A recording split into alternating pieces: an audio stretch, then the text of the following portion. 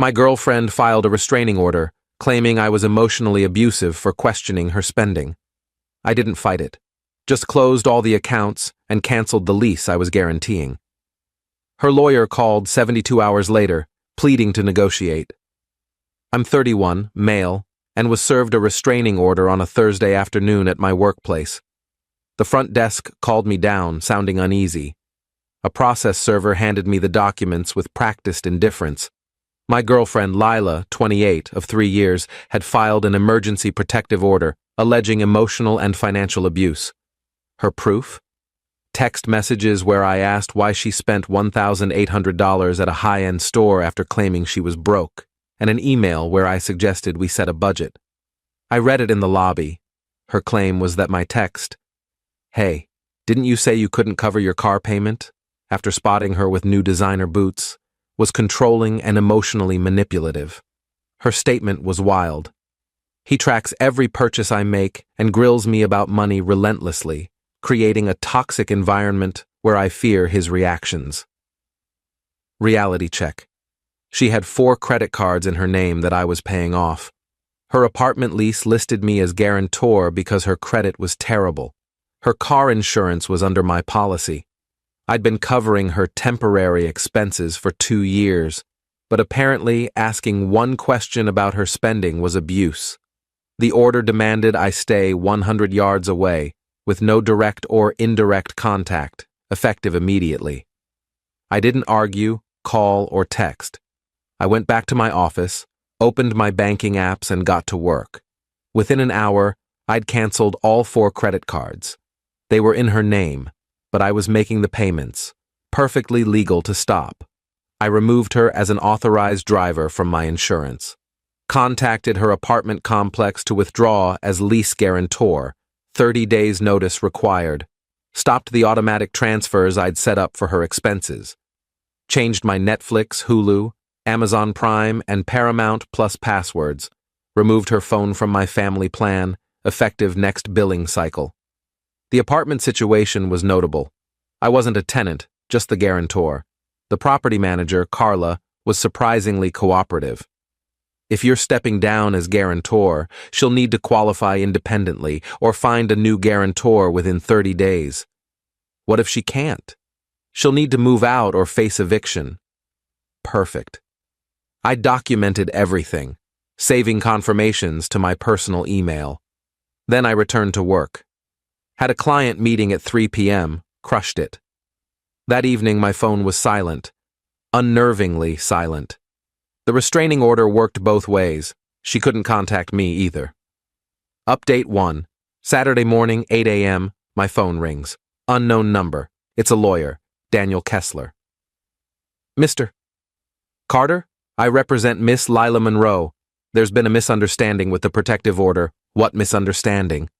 The order was clear. No contact. Yes, well, my client has encountered issues. Several of her financial accounts have been closed. I stopped making voluntary payments on her credit cards. Yes, but she depended on those payments.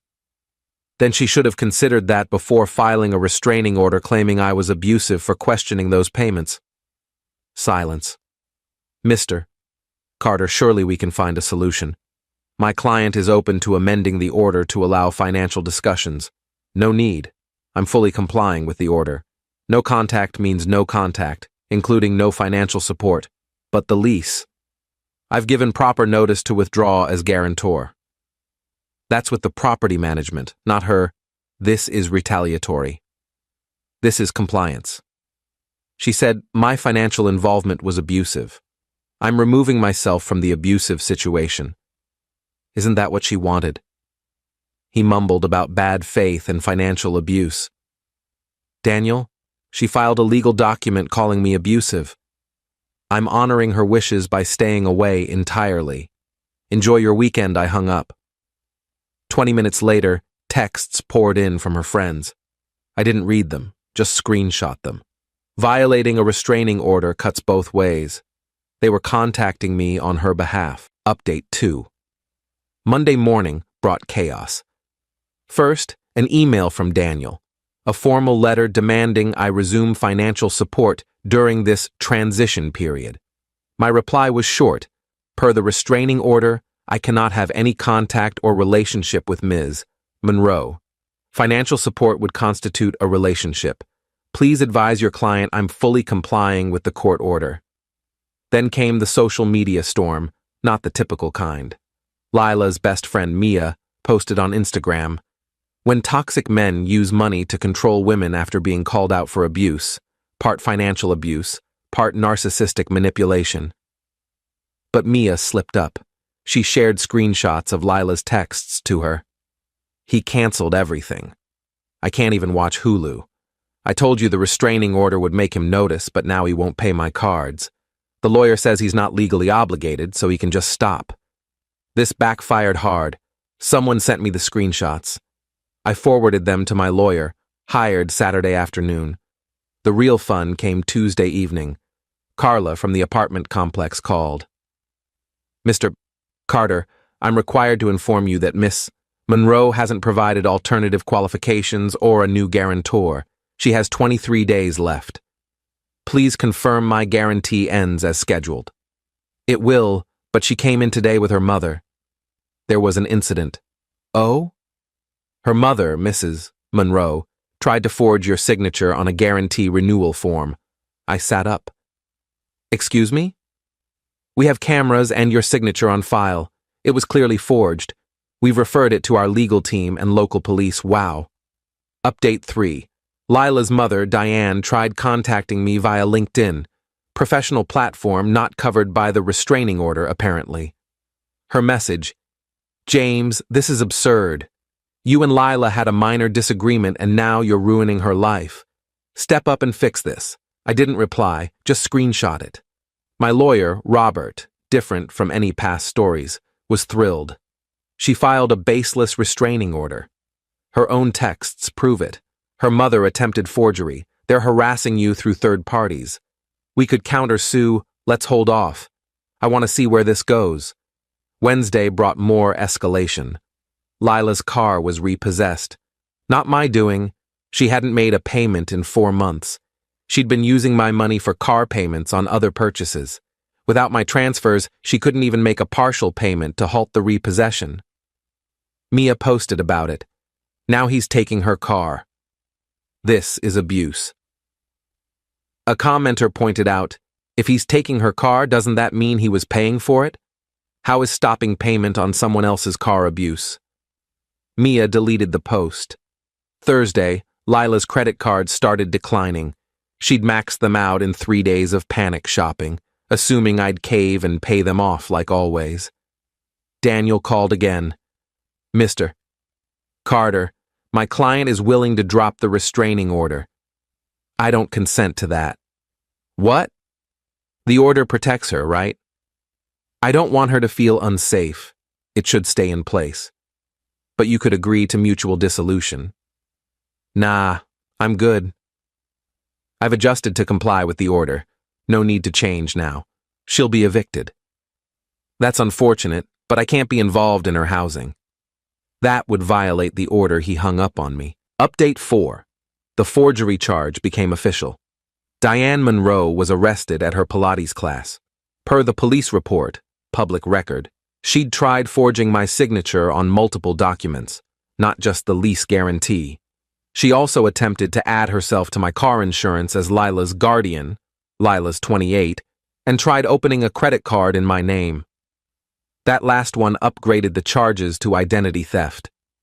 Lila claimed she knew nothing of her mother's actions, but subpoenaed texts showed otherwise. "Mom, just sign it. He won't notice. His signature's simple. I've seen it tons of times. If you do the insurance, I can get my car back." Daniel withdrew as her lawyer. Being linked to identity theft discussions crossed an ethical line. Her new lawyer, some sketchy guy named Tom, sent a demand letter for emergency support, citing dire circumstances. Robert's response was gold. Our client notes that requesting financial support from someone Ms. Monroe claims is abusive would endanger her. We cannot in good faith facilitate such a risky situation. Meanwhile, I was thriving. Started a baking class with the money I wasn't spending on Lila. Posted a few Instagram pics. Nothing petty, just me making sourdough. Lila's friend Sophie messaged me. "You're letting her be homeless over a dumb fight?" I replied, "I'm respecting her need for protection from my alleged abuse. Would you rather I violate a restraining order?" She blocked me. Update 5. Things got bizarre and hilarious. Lila launched a crowdfunding campaign. Help a DV survivor escape financial abuse. Her story was gripping. Evil ex-boyfriend cut her off after she stood up to his abuse, needing funds for housing, a car, and essentials. She raised $73 in 3 days. Then someone, not me, posted her social media history in the comments. Designer purses, lavish dinners, spa weekends, all from the past year with captions like, "Grateful for a man who treats me right," and "When he surprises you with Gucci." The campaign was shut down for fraud. The best part? Her dad, Richard Monroe, divorced from Diane for a decade, contacted me. "James, it's Richard, Lila's father. I heard about the situation. Mr. Monroe, I can't discuss. I'm not calling about that. I'm apologizing. I know my daughter. I went through this with her mother. The restraining order, false accusations, financial manipulation. It's like deja vu. Diane had pulled the same stunts during their divorce. False abuse claims, trying to get him arrested, forging his signature on loans. You're doing the right thing. Don't give in. They'll escalate until they see you won't budge, then move on to the next target." He was right about the escalation. Update 6. Eviction day was nearing. Lila was desperate and did something unexpected. She called my mother. My mom, Maria, is a gem but takes no nonsense. Per her, the conversation went, "Lila, Mrs. Carter, James won't talk to me because you have a restraining order against him. It was a misunderstanding. You filed legal documents saying my son's abusive. I didn't mean it. Then you lied under oath. I know. He was being controlling by paying all your bills?" Lila hung up. My mom called me, laughing. "That girl's something else. You dodged a missile, mijo." But Lila kept going. Day 24, she showed up at my office. Security stopped her at the entrance. I'd warned them about the restraining order. She caused a scene, sobbing about how I was ruining her life and just wanted to talk. Security called the police. She was arrested for violating her own restraining order. The irony, she spent a night in jail.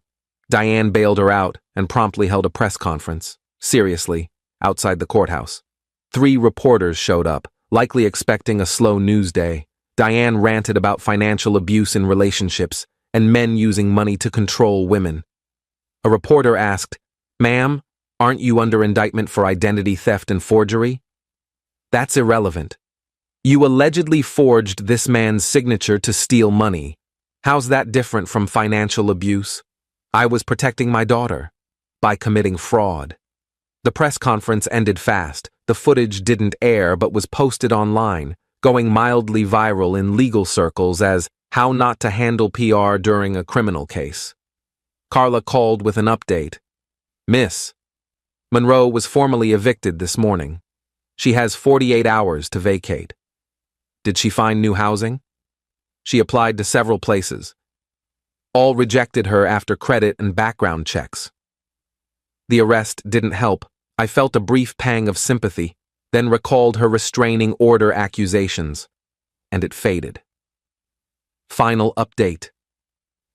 The conclusion was almost underwhelming.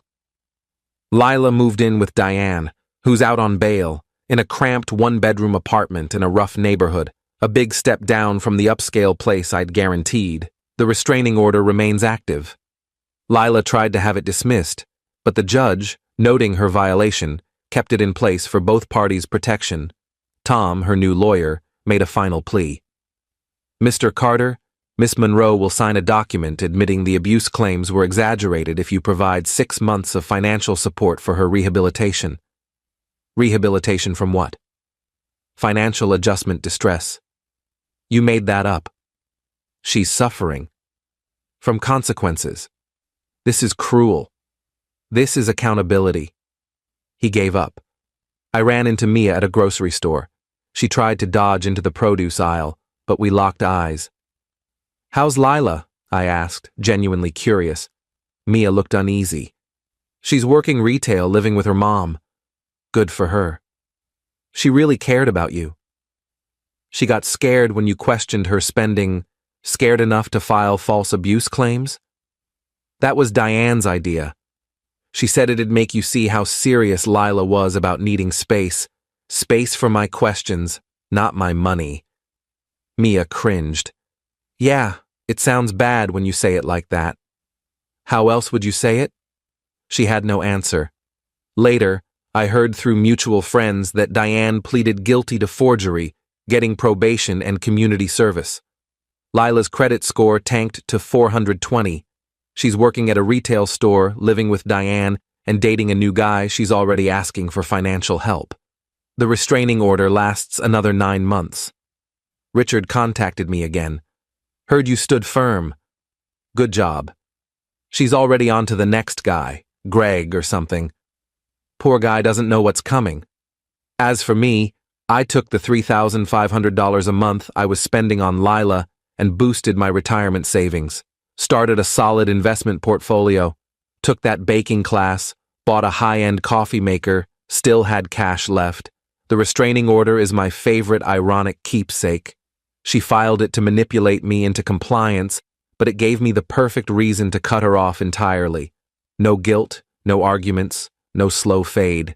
Just an instant, court-ordered break. Her own tactic became my liberation. To anyone in a similar spot, when someone reveals their true self, especially through legal documents, believe them. Don't try to shield them from consequences. Don't feel bad for protecting yourself. If someone threatens a restraining order to control you, call their bluff. Comply fully, completely, totally. They want distance? Give them the whole galaxy. Sometimes the best way to counter manipulation isn't fighting. It's enthusiastic compliance that exposes their real motives. Lila wanted me gone, but my money to stay. The restraining order made that legally impossible. She outplayed herself with paperwork. Cool, cool. P.S. To the 3 people who messaged saying I was abusive for cutting her off, she filed legal documents claiming my financial support was abuse. I agreed and stopped it. If that's abuse, I'm confused about what she wanted. P.S. Yes, it's all legal. No, stopping voluntary payments isn't against the law. No, refusing to be someone's bank isn't abuse. Deal with it.